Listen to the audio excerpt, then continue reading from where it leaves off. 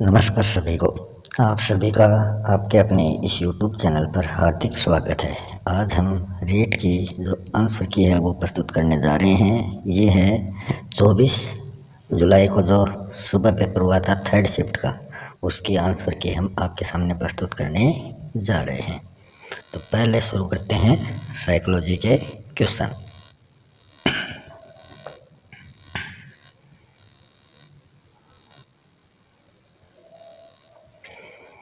पहला क्वेश्चन है, आकलन का कौन सा प्रकार शिक्षण अधिगम प्रक्रिया से संबंधित नहीं है।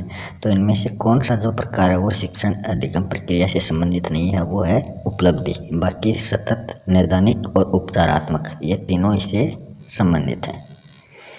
क्वेश्चन नंबर 2 है, क्रियात्मक अनुसंधान का प्रमुख उद्देश्य क्या है। तो इसका जो प्रमुख उद्देश्य है वो है नैदानिक। थर्ड है, उपलब्धि परीक्षण के निर्माण के लिए निम्न में से कौन सा सत्य नहीं है। तो इसमें से जो सत्य नहीं है वो है मूल्यांकन, ये इसमें नहीं आएगा। बाकी विश्वसनीयता, वैधता और वस्तुनिष्ठता, ये इससे संबंधित सत्य हैं। फोर्थ नंबर क्वेश्चन है, राष्ट्रीय पाठ्यचर्या रूपरेखा को किस वर्ष में प्रस्तावित किया गया। ये किया गया 2005 में। ऑप्शन बी इसका राइट है। 5 नंबर क्वेश्चन है, जीन पियाजे के संज्ञानात्मक सिद्धांत में कौन सी अवधारणा इससे संबंधित नहीं है। तो स्कीमा, आत्मसातीकरण, व्यवस्थापन, ये तीनों इससे संबंधित हैं। जो अधिकरण है वो इससे संबंधित नहीं है। अगला क्वेश्चन है, जेन्स का जोड़ा जो विशेष गुणसूत्र पर एक विशिष्ट स्थान अधिग्रहित करता है तथा समान गुण को नियंत्रित करता है, उसे क्या कहते हैं। उसे कहते हैं कार्योटाइप। ऑप्शन ए इसका राइट हो जाएगा। 7 नंबर क्वेश्चन है, सिगमंड फ्राइड द्वारा प्रतिपादित मनोलैंगिक सिद्धांत, मनोलैंगिक विकास की अवस्था निम्नलिखित में से कौन सी नहीं है। तो इससे जो क्वेश्चन होगा वो होगा एडिपस कॉम्प्लेक्स अवस्था। ऑप्शन थर्ड जो है वो इसका राइट होगा। 6 नंबर क्वेश्चन का जो राइट ऑप्शन है वो थर्ड होगा, एलील। एलील जो है ये इसका राइट ऑप्शन होगा, इसका ये ऑप्शन है नहीं होगा। ऑप्शन थर्ड इसका राइट हो जाएगा। अगला क्वेश्चन है 8 नंबर क्वेश्चन, बाल विकास में वातावरण की भूमिका के द्वारा सबसे सही रूप में प्रतिबिंबित होती है, वो है आदत निर्माण। ऑप्शन फोर्थ इसका राइट है। विकास के नियम के रूप में कौन सा कथन सत्य नहीं है। तो ये इसका हो जाएगा, विकास के लिए प्रत्येक अवस्था समान रूप से महत्वपूर्ण है। ये समान नहीं बल्कि असमान होता तब ये सही होता, और इसमें पूछा जो सत्य नहीं है। अगला 10 नंबर क्वेश्चन है, नैतिक विकास का सिद्धांत किसके द्वारा प्रतिपादित किया गया। ये लॉरेंस कोहलबर्ग के द्वारा प्रतिपादित किया गया। व्यवसाय चयन में व्यक्तिगत विभिन्नताओं को निम्न प्रकार समझाया जाता है, वो है अभिक्षमता में अंतर। ऑप्शन डी इसका राइट हो जाएगा। अगला क्वेश्चन है, निम्न में से कौन सा बुद्धि का निष्पत्ति परीक्षण है। तो वो है भाटिया बैटरी। व्यक्तिगत विभिन्नताओं की प्रकृति के लिए निम्न में से कौन सी अवधारणा सत्य नहीं है। वो है अधिगम समानता, ये इससे संबंधित सत्य नहीं है। अधिगम असमानता होता तब ये सही हो जाता। व्यक्तित्व का शील गुण सिद्धांत किसने प्रतिपादित नहीं किया है। तो ये शील गुण सिद्धांत जो है ये केटल, आइजेंट, अल्फोर्ड, इनके द्वारा ये प्रतिपादित किया गया है।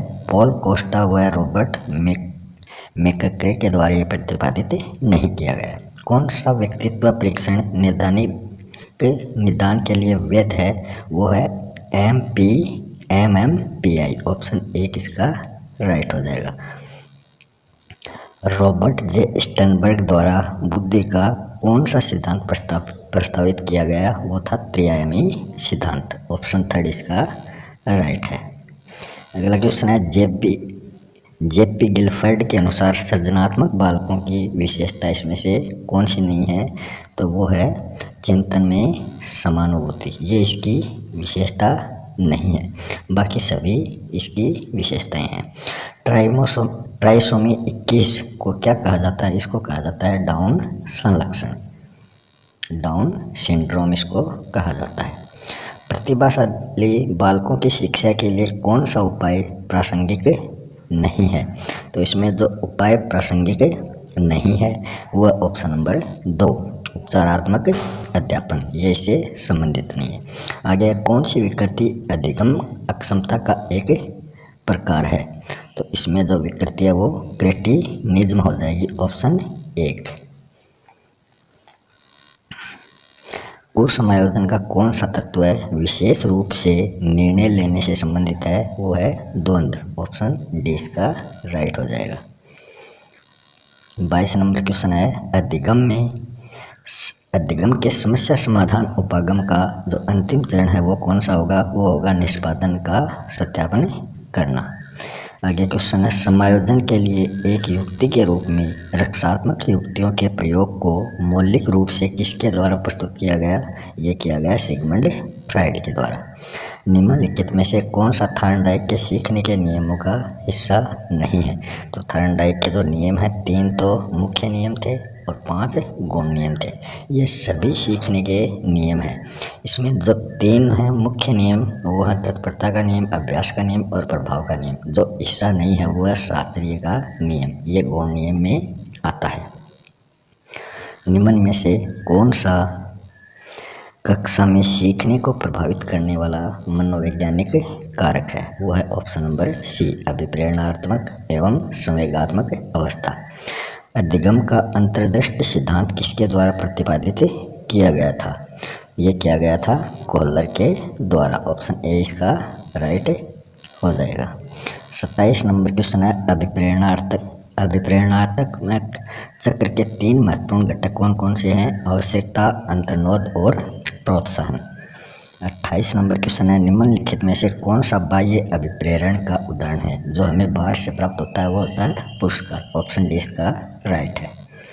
निम्न में से कौन सा शिक्षण के स्तरों के आधार पर शिक्षण का प्रकार नहीं है? तो बोध स्तर, स्मृति स्तर, चिंतन स्तर, ये शिक्षण के आधार है। प्रदर्शन स्तर इससे संबंधित नहीं है।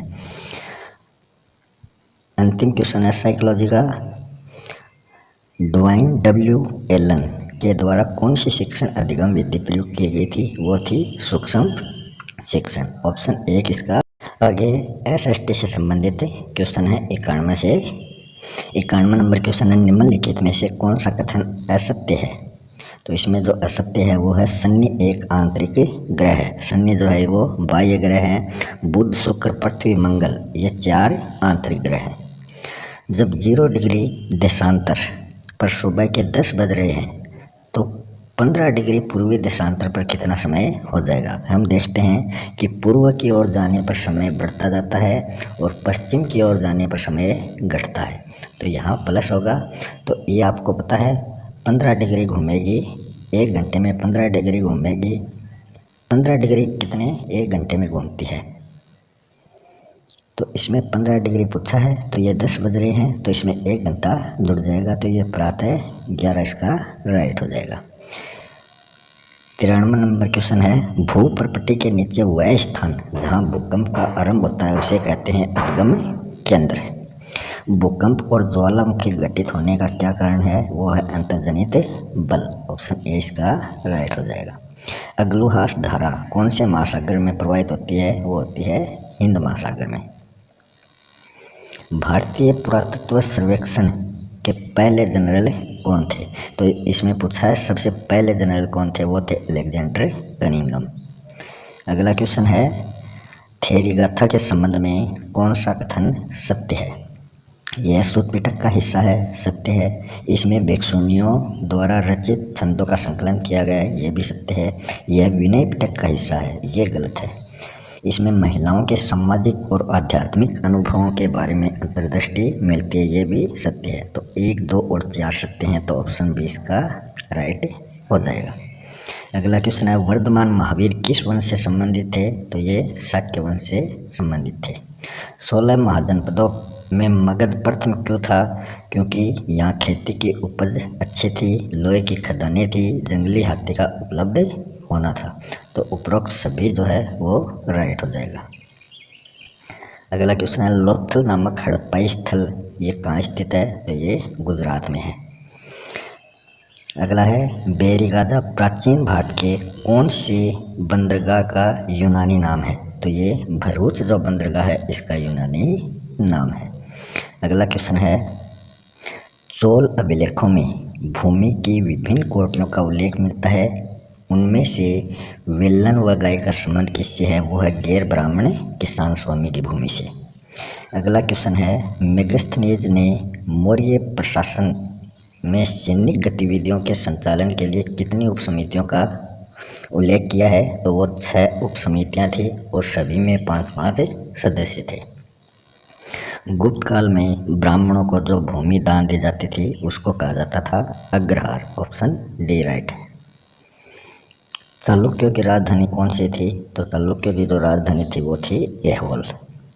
ख्वाजा मोइनुद्दीन चिश्ती की दरगाह पर आने वाला प्रथम सुल्तान कौन था? वो था मोहम्मद बिन तुगलक। पोलज, पर्ती, चाचर व बंजर भूमि ये किस काल से संबंधित है? ये मुगल काल से संबंधित है। अकबर की सुलेख की पसंदीदा शैली कौन सी थी? वो थी Nastaliq. The relief of Lucknow नामक चित्र 1857 के विषय में किसने बनवाया था? वो तो बनवाया था थॉमस जॉन्स बार्कर ने। ऑप्शन सी इसका राइट है। अगला क्वेश्चन है गुलामगिरी पुस्तक के लेखक कौन थे? वो थे Jyotirao Phule. Option C right है। परिवार कल्याण विषय भारत के संविधान की किस अनुसूची में दिया गया है? तो ये 11वीं अनुसूची में दिया गया है जो पंचायती राज से संबंधित है। 12वीं अनुसूची जो है वो नगर निकाय से संबंधित है। भारत के संविधान में संशोधन करने की शक्ति किसको प्राप्त है? वो है संसद को। संसद का वर्णन किस अनुच्छेद में है? 79 में।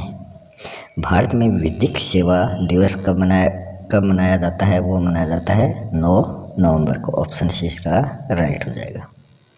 भारत के संविधान की उद्देशिका में वर्णित शब्दों का सही क्रम पूछा है तो वो है न्याय, स्वतंत्रता, समता, बंधुता।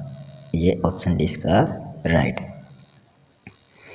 अगला क्वेश्चन है भारत में लैंगिक अपराधों से बालकों का संरक्षण अधिनियम पोस्को एक्ट जो कब लागू हुआ? तो ये पिछली रीट परीक्षा हुई थी सितंबर में, उसमें भी ये क्वेश्चन आया था। ये हुआ था 2012 को। ऑप्शन डी इसका राइट है। निम्न में से कौन सा अनुच्छेद 51 क में दिए गए मूल कर्तव्यों में शामिल नहीं है? तो वो करों का भुगतान करें, ये इसमें शामिल नहीं था। आगे क्वेश्चन है किस संविधान संशोधन द्वारा मंत्रिपरिषद का आकार निर्धारित किया गया? वो किया गया था 91वां संविधान संशोधन। इस समय प्रधानमंत्री थे अटल बिहारी वाजपेयी। स्वीप किससे संबंधित है? ये है मतदाता जागरूकता कार्यक्रम। अगला क्वेश्चन है 2 राज्यों के मध्य विवाद उच्चतम न्यायालय के किस क्षेत्राधिकार का हिस्सा माना जाता है? तो ये उसका मौलिक अधिकार है। मूल संरचना का सिद्धांत न्यायपालिका के किस वाद में प्रतिपादित किया गया? ये किया गया केशवानंद भारतीवाद में। अगला क्वेश्चन है शिक्षा नई पीढ़ी के समाजीकरण के अतिरिक्त कुछ नहीं है। ये कथन किसका है? ये कथन है दुर्खीम का। Model of understanding level of teaching को इस नाम से भी जाना जाता है, तो इसको किस नाम से जाना जाता है? मॉरिसन मॉडल के नाम से। अगला क्वेश्चन है निम्नलिखित में से बेंजामिन ब्लूम के संज्ञानात्मक पक्ष से संबंधित कौन सा शिक्षण उद्देश्य नहीं है? तो इसमें जो नहीं है वो कौन सा है? अधिग्रहण। ऑप्शन 20 का राइट हो जाएगा। अगला क्वेश्चन है अनुदेशन तकनीक की प्रकृति के अनुसार प्रयोजना विधि किससे संबंधित है? तो ये है GCI समूह नियंत्रण अनुदेशन से संबंधित। अगला है मापन एवं मूल्यांकन के संबंध का निर्धारण निम्नलिखित में से किस सूत्र द्वारा प्रदर्शित किया जा सकता है? तो वो किया जा सकता है मूल्य निर्धारण बराबर मापन प्लस मूल्यांकन।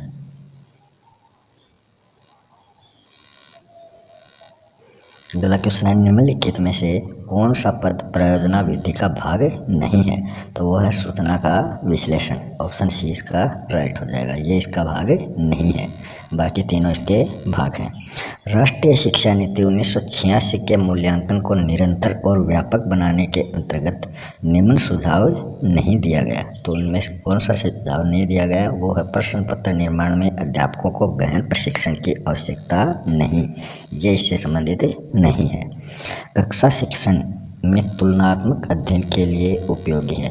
तुलनात्मक अध्ययन हम कैसे प्रकट करते हैं? एक का ये किया, दूसरे का ये किया, तो ये दूसरा जो है ये उच्च है, तो ये ग्राफ के द्वारा हम करते हैं।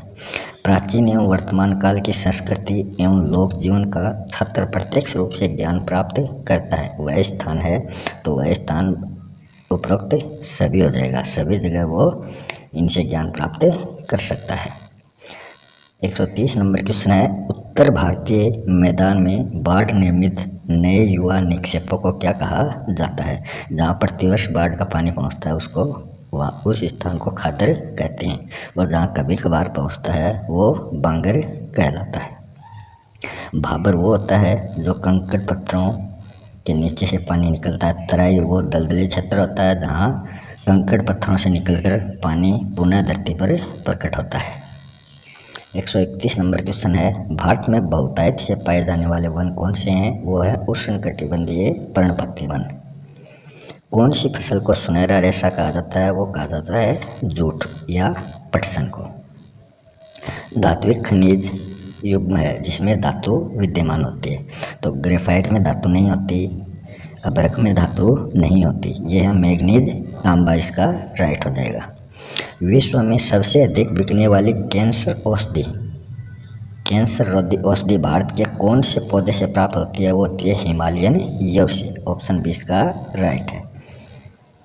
राजस्थान का शुष्क व अर्ध शुष्क क्षेत्रों में पालर पानी शब्द किसके लिए प्रयुक्त होता है? तो वर्षा का जो पानी है उसको पालर पानी कहा जाता है। राजस्थान के कौन से जिले में भारत का सबसे बड़ा सोलर पार्क स्थापित किया गया? वो भड़ला जोधपुर, ऑप्शन ए इसका राइट हो जाएगा। अगला क्वेश्चन है मिलान वाला। ऊंट महोत्सव ये बीकानेर में मनाया जाता है, मरु महोत्सव जैसलमेर में मनाया जाता है, पतंग महोत्सव जयपुर का है और मेवाड़ महोत्सव उदयपुर का है, तो ऑप्शन एक इसका राइट हो जाएगा। 138 नंबर क्वेश्चन है निम्नलिखित में से कौन सा कथन असत्य है? तो असत्य है ऑप्शन 4। राजस्थान का कल्पवृक्ष रोहिड़ा नहीं बल्कि खेजड़ी होता है। रोहिड़ा जो होता है उसको राजस्थान का सागवान कहा जाता है। कौन सा सही सम्मिलित नहीं है? यहाँ जो नदी दे रखी है और उसकी सहायक नदियाँ दे रखी है, तो माही बाणगंगा एक दूसरे के विपरीत हैं, ये सहायक नहीं है। अजमेर के पास स्थित पुष्कर में वराह मंदिर का निर्माण किसके द्वारा किया गया? ये अर्णोराज के द्वारा करवाया गया। राजस्थान में 1857 की क्रांति के समय सिरोही रियासत का पॉलिटिकल एजेंट कौन था? वो था जेडी हॉल, ऑप्शन एक इसका राइट है। मोतीलाल तेजावत किस गांव के निवासी थे? तो ये थे कोल्यारी गांव के, ऑप्शन सी राइट हो जाएगा।